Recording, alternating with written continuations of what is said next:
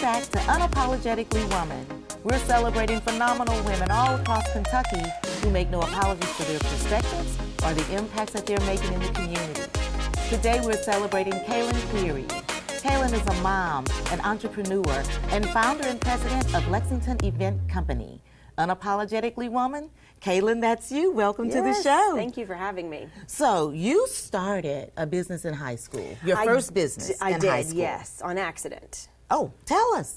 So I had an internship. I went to Henry Clay, and we had this Blue internship Devils, program. yay. Yep, go Blue Devils. Had an internship program, and the purpose of which was to get you into different industries and companies that you think you might be interested in pursuing a career one day. And the hope was that you went to college knowing what you wanted to do and declaring a major instead of doing what some folks do and spending time kind of bouncing around. I wanted to be an interior designer. That was my passion in high school. And I went to a design firm in town, and we won't say the name, and it did not go well. The woman forgot that I was coming, so I stood in the parking lot for an hour and a half, and my mom had dropped me off. And, you know, in hindsight, I mean, internship is probably an aggressive term. It's more shadowing. You know, you're under 18. You're only there for 2.5 hours a day, 3 to 4 days a week. And, you know, these kids can only do so much. So, you know, I wasn't in design school. You can't really give me any design projects. I didn't have a car, so I can't run errands for you. Can't do that. You know, I'm there during odd hours, and, you know, I'm in high school, so you don't want me probably talking to your customers, your clients. So really, I mean, I'm just watching this person. I get it. We actually take a lot of these interns now, and it's a lot of work putting together things that they can do. Right. So she made it very clear that I was an inconvenience and that she did not want me there. And once upon a time, I was very shy. So I was mortified and devastated, and went back to the teacher and was like, I will not go back. I will sweep the parking lot at Henry Clay every day until this term rolls to the next one if I have to, but I'm not going back. Wow. Yeah. So he moved me to, the teacher at the time, moved me to a catering company locally. Let's pivot. That's not going to work. Exactly. And the deal was, I mean, we signed an agreement with the school that we would follow through with the full term, even if we didn't like it, because that was, you know, sometimes you don't love your job every day. So that was part of the deal. You had to work it out until the next rotation. I'm not doing that. So they moved me to a catering company. I really liked it. I had worked in restaurants, and my family owns a large restaurant group out west, and so I'd been in this world. I just never thought it would be a career. So started working for the catering company part-time on the side after school, went back for 2 more rotations, and then started doing events on the side. So I did my first event solo, and at that time was doing the catering and all that as well. Did my first wedding at 17, which was funny because, you know, I had been into a couple of weddings, family weddings, things, but I was never paying attention, so I'd have to text my mom and say, what's a garter? What's a bouquet? What's a boutonniere? I don't know what these things are. But, you know, that client is still a great source of referrals, so I obviously didn't make her too mad, and I didn't screw things up too badly. So here we are. And I just kind of kept doing events, went to UK and produced a lot of events through the Student Activities Board and my sorority, and stopped doing the catering because I didn't think that microwaved food from the dorm room was appropriate. So I went back to that original caterer and I started outsourcing through them. And here we are.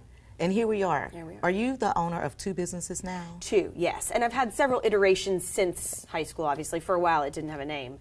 But yes, two companies, both in the events world. Okay. One event planning, which is Lexington Event Company. Okay. So we plan, manage, and produce events across the country. Conferences, trade shows, festivals, weddings, social events, a lot of fundraisers. So do you take somebody's vision, or if I came to you, could I tell you what I wanted to do and you could make it a vision? Absolutely. Yeah. So and you're every an artist client there. comes to us in a different part of the process, a different phase.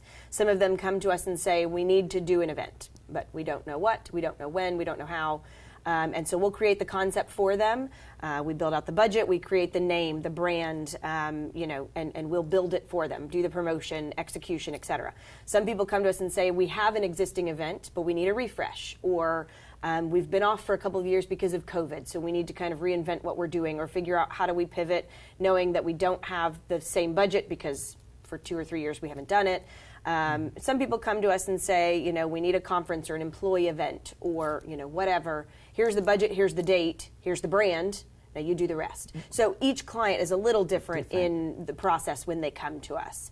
And sometimes we get folks that say, we've already done it, we've already planned it, but we've realized we can't execute because we don't have the staff or the capacity. So here are all the pieces, and then we need you in 4 weeks to be there and do it. And Miracle worker. That's okay too, yeah. Yeah, a lot of troubleshooting. We like to call ourselves the chaos coordinators because sometimes it can be, the rule in events is everything that can go wrong will, and sometimes there's some extra things that go wrong as well.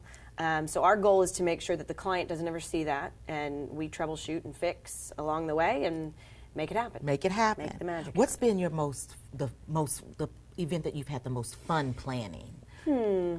Every client's a little different. We get a lot of questions about, what's your favorite type of event to plan? And it's not the event, the type of event, it's the client, which sounds terrible sometimes, but, some clients don't love us, and sometimes we don't love the clients. But I will say, there's something to say about weddings. It's a lot of stress. However, everybody's stressed at a wedding. Yes. Everybody. Having a couple come in and seeing their vision and their Pinterest page and whatever come to life, and the look on their face, you cannot replace that feeling. We do a lot of events for nonprofits and charities across Kentucky, so helping them and realizing that we can bring to the table at a very reduced rate or sometimes free a process that they cannot take care of themselves, and knowing the impact that has on their budget, you can't match that feeling. What kind of events do you do for nonprofits?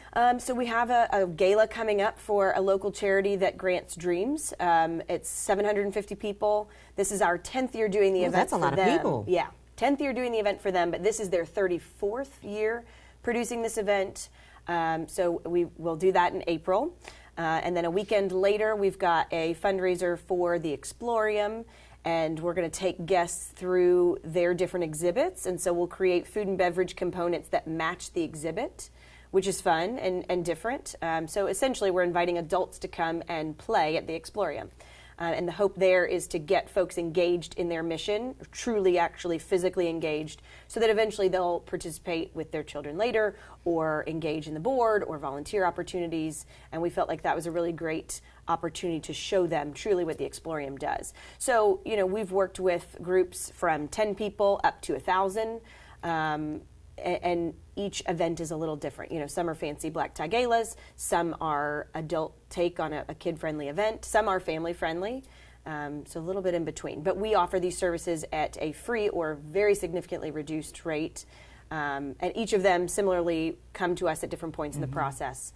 We've got an event called Tacos and Tequila coming up in May, which is really fun. It's a tasting event. Yes. For Bluegrass Green Source. And you so got everything, me at the title. Exactly. Everything is eco-friendly, and all the ingredients are sourced locally, and so all the proceeds go to them. And so it makes our job a little fun because we are working on something completely different every day. Do you feel like an artist in this? We do, yeah. We get to create, whether it be the menu or the design element or the site map or the timeline, the program, there is a lot of creativity and magic that we get to kind of put into these events, ensuring that each one meets the needs of the organization, whether it be a corporate brand or a nonprofit.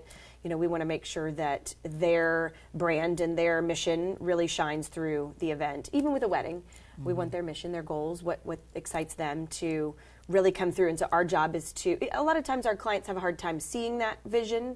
You walk no into vision. An empty space. Yeah, I just know what I don't like, right. But I have no vision. Then that's great. We love that. I want to know what you don't like, because then I don't want to do that. But I can only tell you after you've already done whatever it is. Well, that's fine. That's always next year. We just fix it for next year. But a lot of spaces you come into a big convention space, or sometimes we're in an empty warehouse. It's not actually an event space, and so we have to show our clients and create a vision for them, because they walk in, they're like, I don't see it. I don't want to go here. I don't like this. And it's like, okay, but wait, what if? And so then there's sketches and there's CAD drawings, and then the rest of it they just kind of have to trust us. And I'm like, it'll be great. And I'm sure you have sample work that you can show them of different events and things like that. Yeah. And so in a lot of the same spaces, we can say, well, here was a similar event at this location. Here's what we did there. Or, here's something of a similar theme, and here was a design or decor or, whatever, and give them a little help in the vision department. But again, sometimes they just have to trust us. It kind of sounds like you're a superhero, almost like Wonder Woman. What's that? Crazy. What's that? Wonder Woman. You were named Wonder Woman 2017 yes. Richmond Business yes, Society. That was fun. That's why. Yes. Tell us about that. That was a fun group. It was a group of all women, and so there were 3 of us. And essentially, it was their kind of epitome of being a Wonder Woman or a business superwoman. At the time, I didn't have any children, so I was doing a lot more, on the work side. But it was a lot of fun. It was a fun event. The Girl Scouts were represented, and an author, and it was a lot of fun. Tell me about your son. Jed, yes, he's 19 months, thinks he's 5. Oh, I'm sure. So, we are running. We bypassed walking. We just went from crawling to running. Getting into everything. Loves to eat, never misses a meal, but you'd think he's starved because he sees food and has to have it. Loves a cheeseburger.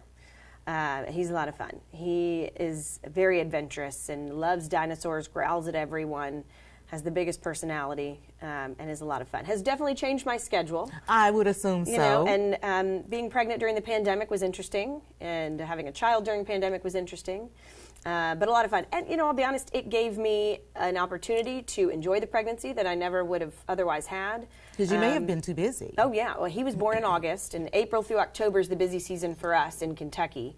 So, I would have been working 80 hours a week, and instead I was not working really at all. So it did give me a good opportunity. I will say the pandemic was a blessing in that way, that I got to enjoy the pregnancy, and then after he was born, I got to take some time off. We were reopened by August, but at that point, events booked so far in advance, they canceled far in advance as well. Right. So we still had events going, but not as many as we normally would have had, which again was a blessing because it was a much needed time that I didn't know I needed, but it was good. Do you ever take him out to feed the ducks? No, because I hate ducks. But he does love animals. He loves, we had an event. Why do you hate ducks? Ducks are dumb, but also I don't like birds of any kind, but especially ducks. So I used to manage Regatta Seafood. This is really embarrassing. I used to manage Regatta Seafood where Palmer's is now. Yes. And they've got that pond with all the ducks. And there were always 2 managers, front of house, service managers, and so we would split it during the patio season. Someone would watch the outside and someone would watch the inside. And I always would be quick to say, I'll take the inside. I'm going inside, please. These ducks, these things were like velociraptors. They would attack you, they would come snip at your feet, and a lot of it is they've got those machines there where the kids can feed the ducks, and it's great for the kids.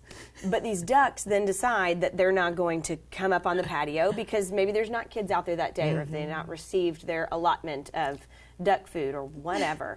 But these things would chase us around the patio. And then, of course, the team, the bartenders, and there was one in particular that thought it was funny that I was terrified of these ducks. And so he would regularly come and, snip my ankles and my calves while we were out there. And I don't like them. So I would stay inside.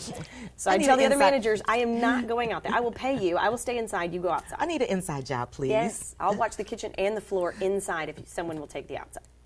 I don't like them. Well, Kaelyn, thank you so much for joining us today. But before we go, I want to leave you with the last word for young girls or young women that might be looking at you thinking, wow, I would like to do that. I'm scared. Or what advice would you give them? I think for events especially, it's a hard industry to be in, but I think just any industry in general. I started at a very young age, so I was normally the youngest in the room, and I was told a lot that I couldn't do something. I couldn't own a company. I couldn't be in charge. I couldn't do that event. I couldn't be on this board. And I think that gave me the motivation to do it anyways. So I think even when I couldn't, you have to have your goals and you have to see the vision, and then you just have to keep working towards it. No matter your age, no matter your gender, no matter what you're trying to do, you just have to know that you've got to work hard. And it comes with experience, and it does come with age, but I think the biggest advice someone could have given me, I wish they'd given me, was that you just have to keep working harder. And when someone says no, you just have to prove them wrong. And so we do. Absolutely. That's why you're unapologetically. Thank you for being here today. Absolutely. Thank you for having me. You guys continue to join us on Unapologetically Woman as we celebrate other women just like Kaelyn who are making strides in Kentucky. We'll talk to you soon.